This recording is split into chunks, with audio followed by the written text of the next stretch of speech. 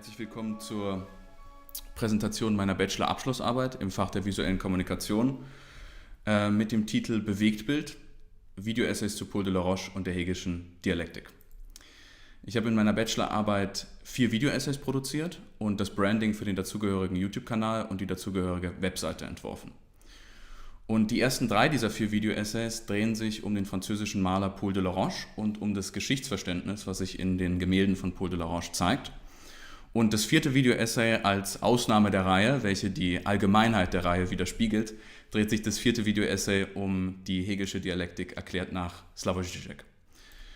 Und ich möchte die Präsentation dieser Bachelorarbeit damit beginnen, wo ich begonnen habe, und zwar mit der Erwartung an mich selbst oder den Wunsch an mich selbst, nicht nur etwas zu produzieren, nicht nur etwas zu gestalten zum Willen der Gestaltung, sondern ein Produkt zu produzieren, das einen tatsächlichen Nutzen hat, das einen realen Bedarf erfüllt und ein Werkzeug sein kann. Und anhand dieser Ausgangsposition stellen sich ja verschiedene Fragen. Also, warum habe ich dieses Medium des Video-Essays gewählt? Inwiefern kann dieses Medium ein Werkzeug sein? Warum habe ich diese Inhalte gewählt, also Paul Delaroche und die Hegelsche Dialektik? Und warum habe ich diese Video-Essays so gestaltet, wie ich sie gestaltet habe? Und inwiefern dient diese Gestaltung dem Werkzeugcharakter dieses Mediums? Und zuletzt natürlich die Frage, konnte ich mein Ziel erreichen? Wurden diese Video-Essays in gewisser Hinsicht benutzt?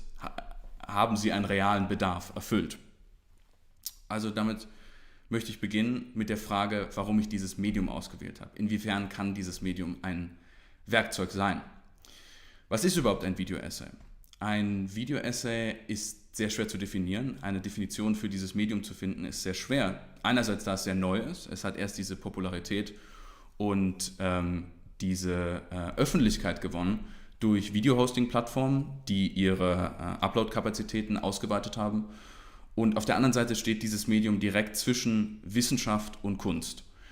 Und deswegen beginnen auch die meisten medienwissenschaftlichen Texte zu diesem Thema direkt mit dem Eingeständnis des eigenen Unwissens über, was wirklich die Definition des Video-Essays ist. Aber man kann sagen, was man meint, wenn man das Wort Video-Essay verwendet. Man meint dann meistens ein Essay in audiovisueller Form. Das heißt, der Essay-Teil, der Inhalt, ist als Voice-Over präsent und dieses Voice-Over wird dann illustriert von Found-Footage-Material oder von selbst erstellten Grafiken.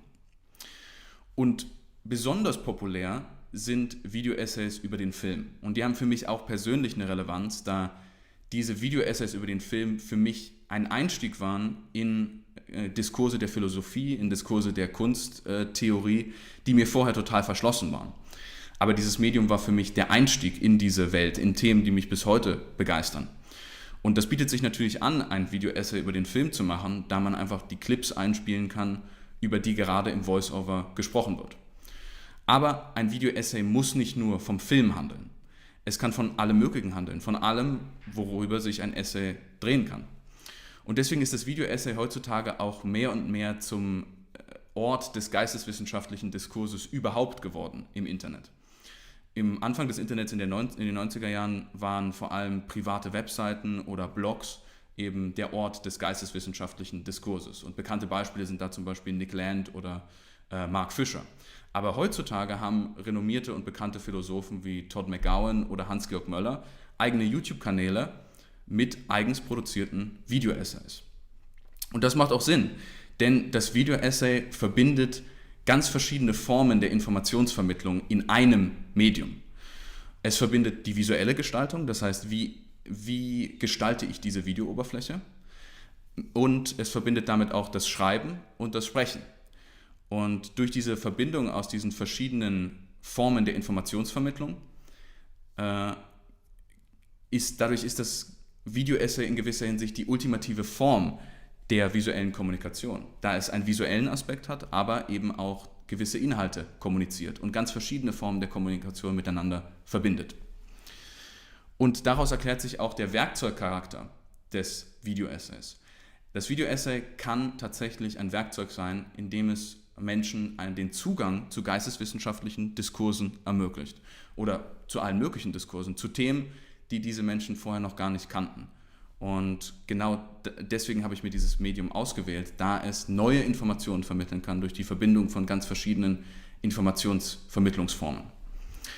Nun, warum habe ich mir diesen Inhalt ausgewählt, ist die nächste Frage. Warum möchte ich dem Zuschauer Paul Delaroche und Hegel als Themen vermitteln? Nun, zunächst, ganz am Anfang der Bachelorarbeit, hatte ich eigentlich auch ganz andere Ideen, was für Themen ich behandeln möchte. Am Anfang hatte ich die Idee, den Film, ein Video-Essay über den Film zu machen und über die Psychoanalyse von Jacques Lacan in Verbindung mit dem Film zu sprechen. Aber am Ende bin ich dann bei Paul Delaroche geblieben, dem ich in einem Wissenschaftsmodul im vorletzten Semester begegnet bin. Und das lag einerseits daran, dass mich dieser Maler sehr begeistert hat und andererseits daran, dass ich eigentlich unterschätzt habe, wie viel Arbeit und Zeit in die Produktion eines Video-Essays fließen muss. Nun, warum hat mich Paul Delaroche so begeistert? Auf den ersten Blick ist Paul Delaroche ein relativ durchschnittlicher Maler des Pariser Salons, der sich vor allem mit historischen Themen, vor allem mit der englischen Geschichte des 16. Jahrhunderts auseinandersetzt. Doch Paul Delaroche ist besonders insofern, als dass er ein ganz besonderes Geschichtsbild vermittelt in seinen Gemälden. Und dieses Geschichtsbild ist interessant, da es ganz anders ist als die zwei anderen dominanten Formen ganz anders als das Geschichtsbild der anderen zwei dominanten Kunstströmungen in dieser Zeit. Und zwar sind diese zwei Kunstströmungen der Klassizismus und die Romantik.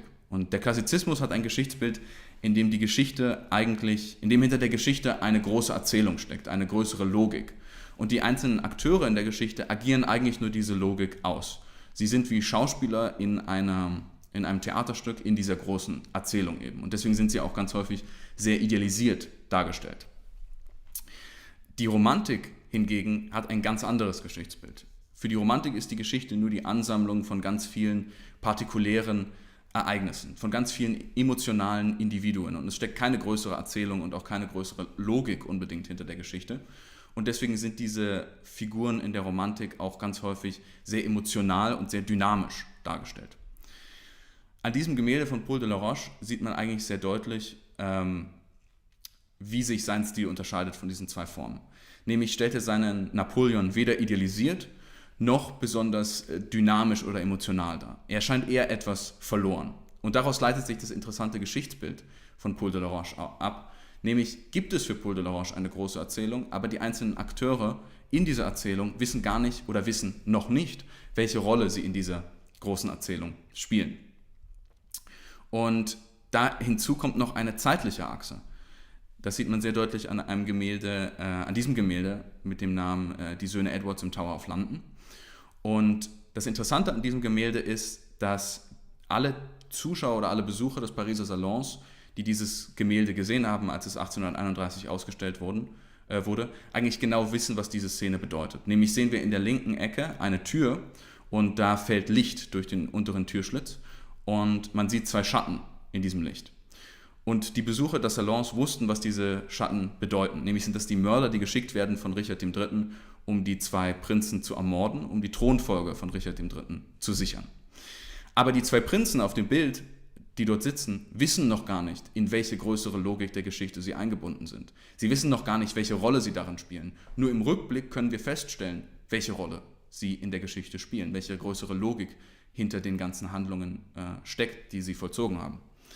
Und damit ist Paul Delaroche sehr interessant, weil er Romantik und Klassizismus durch eine zeitliche Achse verbindet.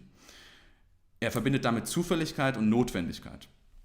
Im Moment selbst scheint alles einfach nur individuell und romantisch. Und im Rückblick allerdings erkennen wir, welche größere Notwendigkeit, welche größere Logik in der Geschichte eigentlich steckte, in diesen individuellen Handlungen steckte. Und genau das ist ein hegelianisches Geschichtsbild, um nicht zu sagen ein dialektisches Geschichtsbild.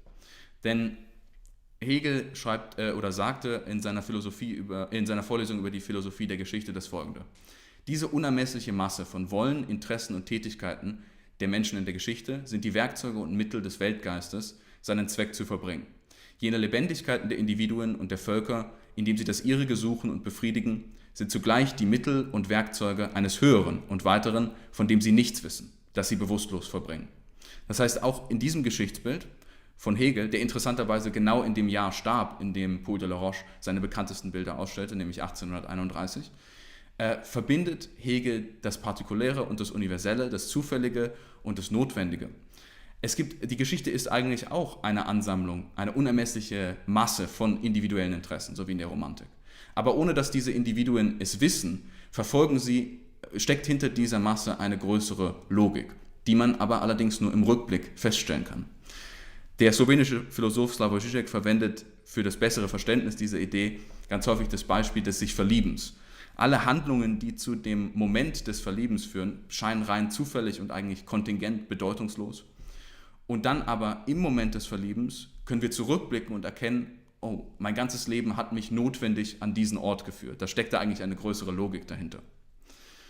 Und das ist ein dialektisches Geschichtsbild. Aber was meint Dialektik ganz genau? Das ist wichtig, denn das ist eigentlich das Thema, was hinter all meinen Video-Essays steckt. Nun, die Dialektik lässt sich sehr gut zusammenfassen im folgenden Satz. Das Wahre ist das Ganze aber ist nur das durch seine Entwicklung sich vollendende Wesen. Das heißt, Dialektik bedeutet, wir müssen das Ganze denken. Und das Ganze auch mit seinen Widersprüchen. Und diese Widersprüche bewegen dann dieses Ganze auch. Deswegen ist es eine Entwicklung des sich Vollendens.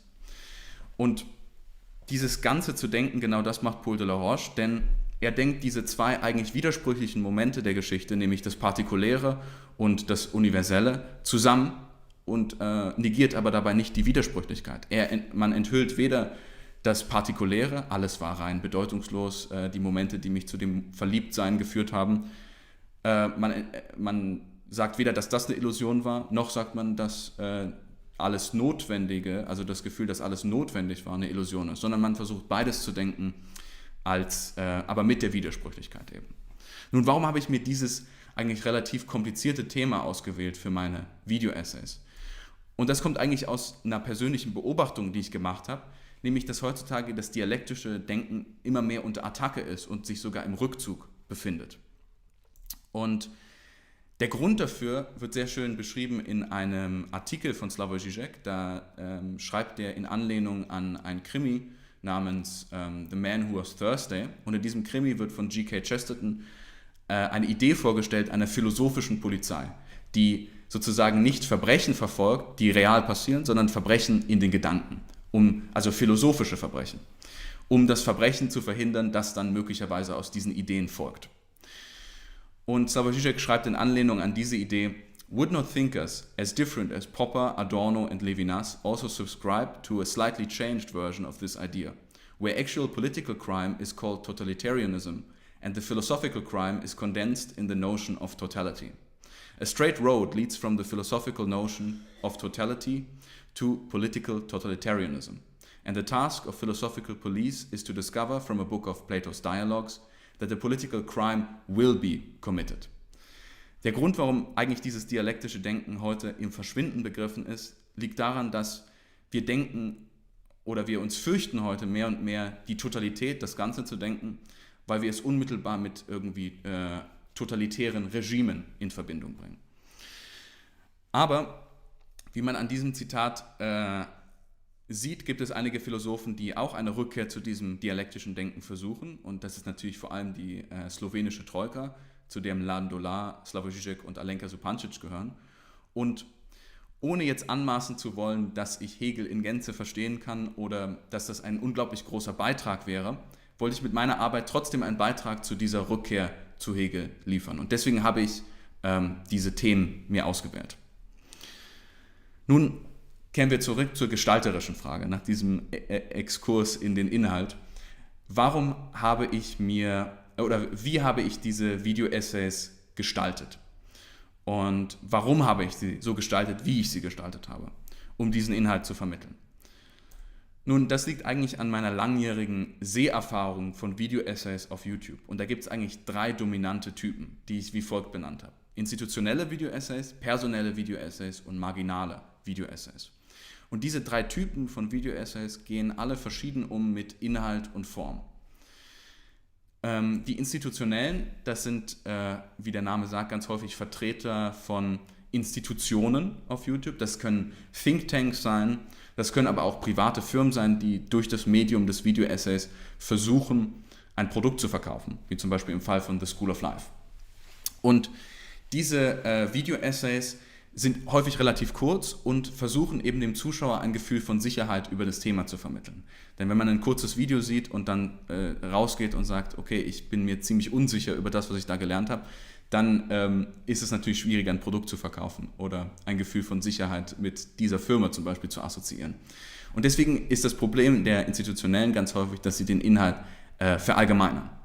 Aber das Besondere an diesen Video-Essays, das Großartige ist, dass sie wirklich die Form des Video-Essays, die visuelle, gestalterische Form ausnutzen, um Informationen direkt zu vermitteln. Sie illustrieren den besprochenen Inhalt direkt und mit einem gewissen Branding, mit einer wiedererkennbaren Bildsprache, um eben diese visuelle Form auszureizen, um so gut wie möglich neue Informationen dem Zuschauer zu vermitteln. Oder in dem Fall Informationen, alte Informationen, die der Zuschauer schon weiß, um das Gefühl von Sicherheit zu vermitteln. Die personellen Video-Essays hingegen, das sind wirklich die allerpopulärsten Video-Essays und die bekannten Kanäle sind da ContraPoints und PhilosophyTube, nutzen den visuellen Aspekt des Video-Essays ganz anders. Sie nutzen den nicht, um direkt zu illustrieren, sondern vielmehr die besprochenen Ideen indirekt zu illustrieren, so wie in einem Theaterstück oder einem Film, also mit der Setgestaltung, mit der Kostümgestaltung, und da werden auch ganz häufig fast Theaterszenen gespielt, die genauso wie ein Kunstwerk das Thema indirekt illustrieren. Das Problem bei diesen Video-Essays ist auch in gewisser Hinsicht der Umgang mit dem Inhalt, da der Inhalt ganz häufig genutzt wird als ein Rahmen, um vielmehr einen persönlichen Erfahrungsbericht zu liefern, als dass es um die Ideen selbst gehen würde. Das ist ganz anders bei den marginalen YouTube-Kanälen, die letzte Form. Diese Form der Video-Essay oder diese Video-Essayisten nutzen fast überhaupt nicht die visuelle Gestaltung, den visuellen Aspekt des Video-Essays. Da sieht man ganz häufig nur Slideshows oder PowerPoint-Präsentationen oder man sieht einfach nur den Sprecher vor seiner Webcam oder zum Beispiel manchmal auch nur ein Standbild. Das Besondere allerdings bei diesen Video-Essays ist, dass es bei diesen Video-Essays um die Ideen selbst geht und hier werden die Ideen nicht verallgemeinert und auch nicht als Rahmen für einen persönlichen Erfahrungsbericht genutzt. Und das wirft notwendigerweise immer Fragen auf bei den Zuschauern. Denn nur wenn man etwas gelernt hat, kann man auch eine Frage stellen. Wenn man nur das lernt, was man schon weiß, dann kann man darüber nichts fragen, denn man weiß es ja schon. Da sind keine weiteren Fragen offen. Und wenn man mit etwas konfrontiert ist, zu dem man überhaupt gar keinen Zugang hat, dann findet man ja gar nichts zu fassen, woran man eine Frage formulieren kann. Und genau dieser Umgang mit dem Inhalt, wo es um die Ideen selbst geht, zeigt sich sehr deutlich in der Kanalbeschreibung eines der institutionellen Kanäle, nämlich das ist ein Kanal von Victor Magarino, der heißt auch Victor Magarino, einfach der Kanal. Da geht es um klassische Ökonomie und der beschreibt seinen Kanal wie folgt. Things tend to be more complicated than what we might perceive at first glance. This is one of the main themes of this channel. We acknowledge the complexity of reality and try to build the best possible understanding of it based on this realization. Das heißt, gerade wenn man über die Ideen selbst spricht, kann man was Neues lernen, aber diese Ideen haben häufig auch innere Widersprüchlichkeiten und genau das wirft auch ganz häufig Fragen auf. Und an dieser Beschreibung des aktuell existierenden Marktes, sage ich jetzt mal, von Video-Essays, wird eigentlich auch sehr deutlich, welche vierte Form daraus folgen müsste. Nämlich eine Form, welche den Inhalt nicht verallgemeinert, also marginal mit dem Inhalt umgeht, aber diesen Inhalt in einer institutionellen Form präsentiert. Denn das würde wirklich die Video-Essay-Form als Werkzeug für die Wissensvermittlung ganz ausreizen. Man vermittelt so gut wie möglich auf der visuellen Ebene und so gut wie möglich neue Informationen auf der inhaltlichen Ebene. Und solche Kanäle existieren tatsächlich schon, allerdings nicht in geisteswissenschaftlichen Diskursen, sondern vielmehr in wissenschaftlichen Diskursen. Also zum Beispiel in der Mathematik gibt es einen Kanal, der heißt 3 Blue, 1 Brown.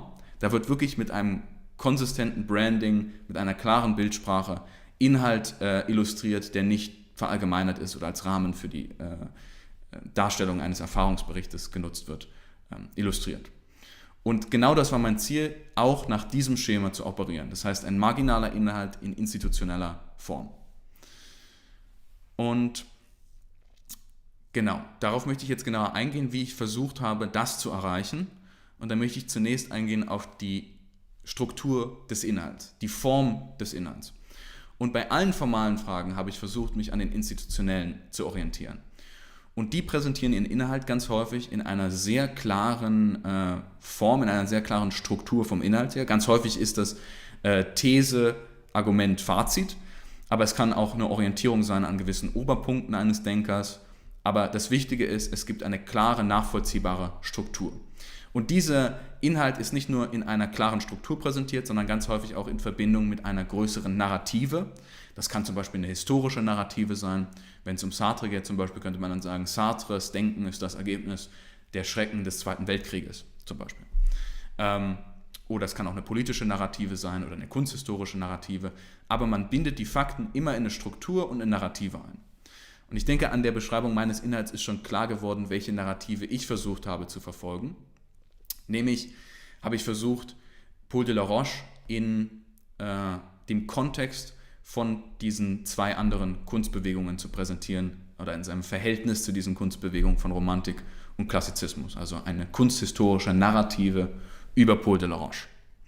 Und auch als Gesamtheit von diesen 3 Video-Essays habe ich auch versucht, eine Narrative zu verfolgen. Im ersten Video-Essay habe ich erklärt, was sind Klassizismus und Romantik, um dann im zweiten die Frage zu stellen, ist Paul Delaroche Romantiker oder Klassizist? Und sie dann zu beantworten, indem ich sage, er ist weder eins von diesen beiden, er ist keins von diesen beiden Kunstströmungen, sondern er verbindet beide durch eine zeitliche Achse. Und dann wirft das natürlich wieder die Frage auf, kann man das verallgemeinern auf die Gesamtheit von Paul Delaroches Werk, da ich diese Frage nur beantwortet habe anhand des Gemäldes Cromwell am Sarg von Karl I.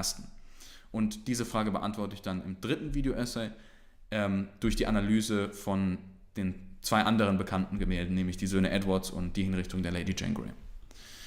Und auch innerhalb der Video-Essays habe ich eine klare Struktur versucht zu verfolgen.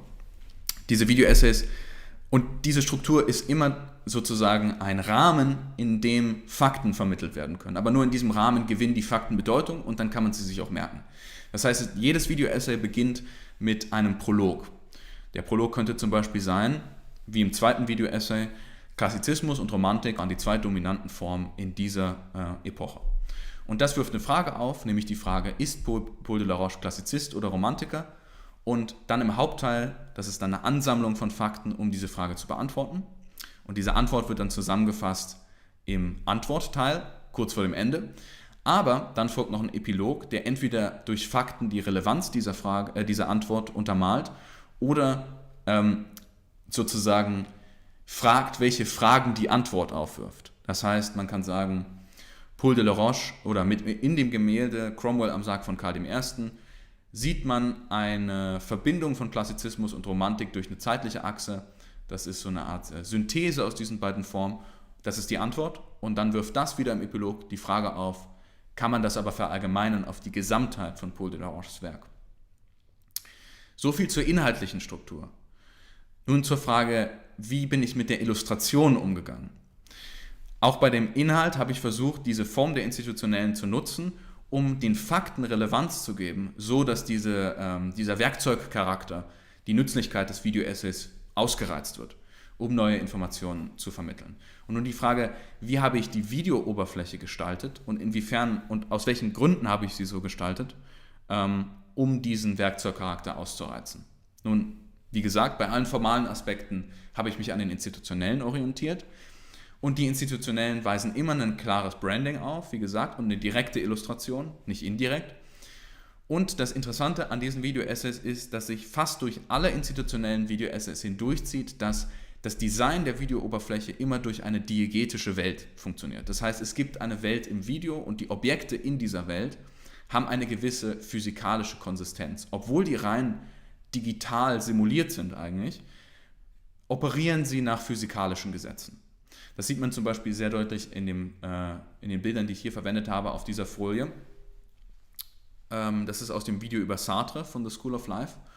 Und dort sieht man, dass die diegetische Welt der Institutionellen bei diesem Fall sozusagen nach der Logik einer Tischoberfläche operiert, auf der man ausgeschnittene Fotos hin und her schiebt und die dann miteinander kollagiert und animiert.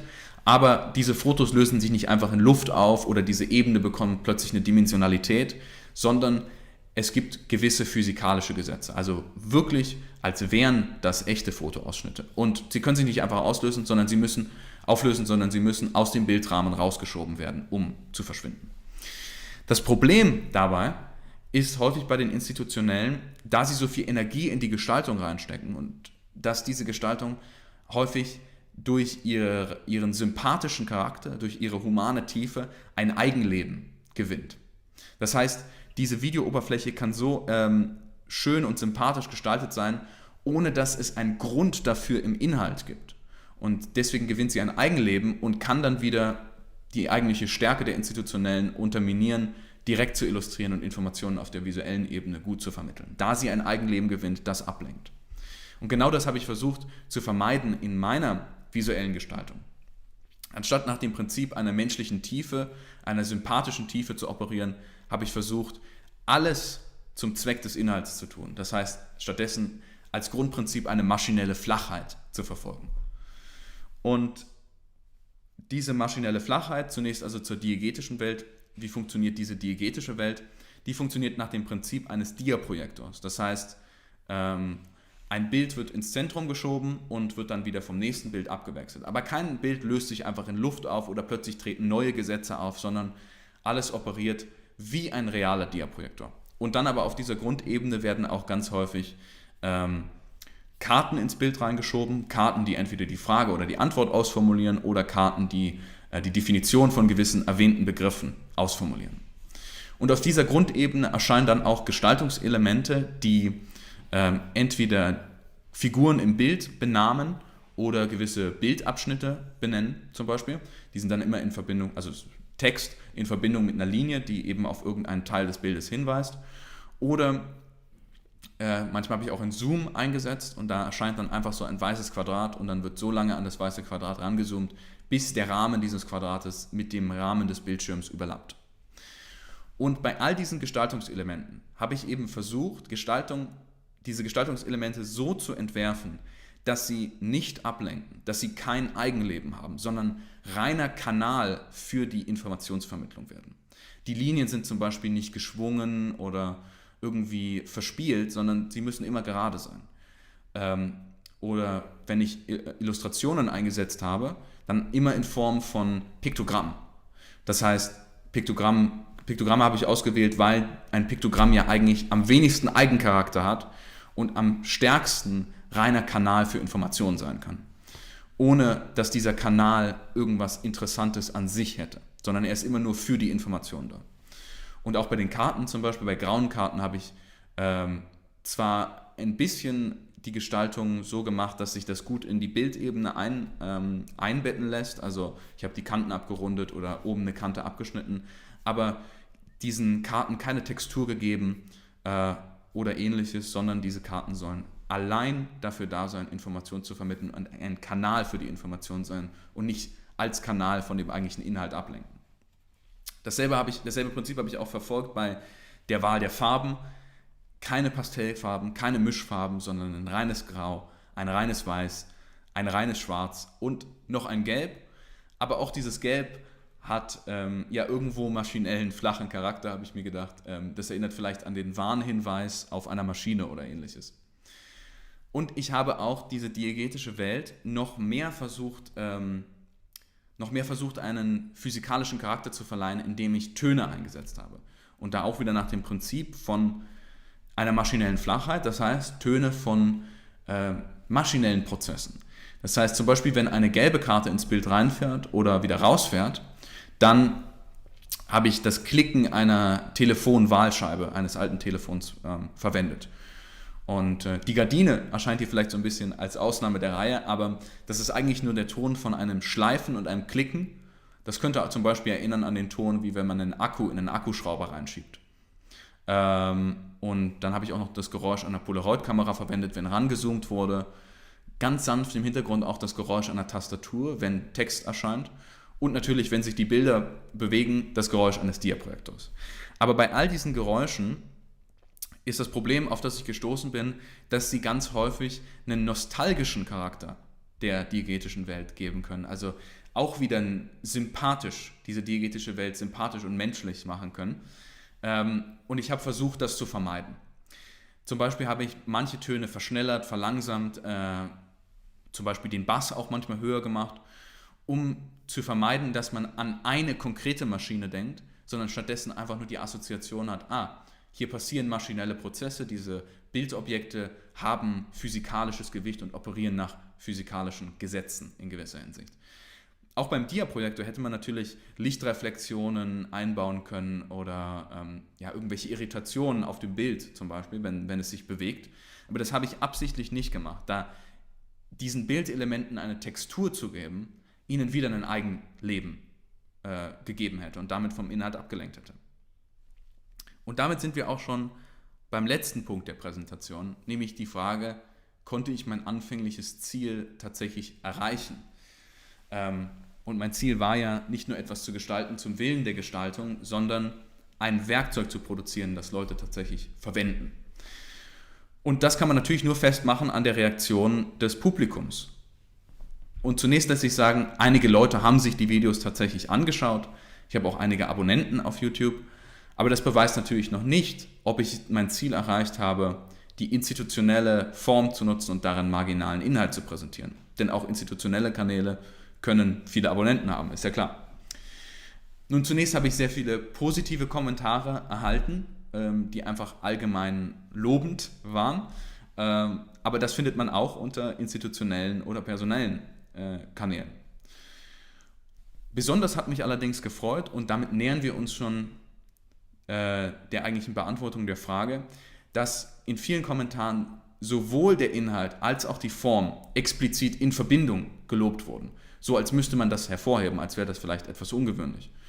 Ein Kommentar hat mich besonders gefreut, oder zwei sogar. Ein Kommentar war wie folgt: unwahrscheinlich gut aufbereitete Wissensvermittlung. Ich habe das Gefühl, auf den geisteswissenschaftlichen 3 Blue, 1 Brown gestoßen zu sein. Und das ist ja genau der Kanal, den ich vorhin erwähnt hatte. Das ist der Kanal, der genau dieses Prinzip verfolgt, aber im Bereich der Mathematik. Und andere Kommentare haben tatsächlich geglaubt, dass ich auch mehrere Personen bin, also dass ich eine Institution bin. Zum Beispiel der folgende: Incredible Video, Props to the Creators.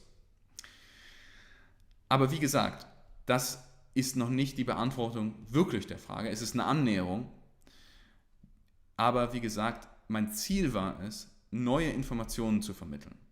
Und man kann ja nur wissen, ob jemand etwas Neues gelernt hat, wenn er etwas fragt. Denn man kann nur etwas fragen, wenn man etwas lernt, das man vorher noch nicht wusste, oder etwas lernt, und wirklich etwas dabei versteht. Denn wenn man mit Informationen konfrontiert ist, die keine Bedeutung haben oder viel zu überwältigend sind, dann kann man auch nichts fragen. Man hat nichts, woran man eine Frage formulieren kann. Und ich kann sagen, ich habe tatsächlich sehr, sehr viele Fragen erhalten. Und zumindest im Fall dieser Individuen, die mir Fragen gestellt haben, kann ich sagen, zumindest bei diesen Menschen hatte ich Erfolg damit, neues Wissen zu vermitteln. Und damit möchte ich meinen Vortrag schließen. Und die letzte Frage, die jetzt noch offen bleibt an meine beiden Prüfer, ist, ob Sie noch irgendwelche Fragen haben.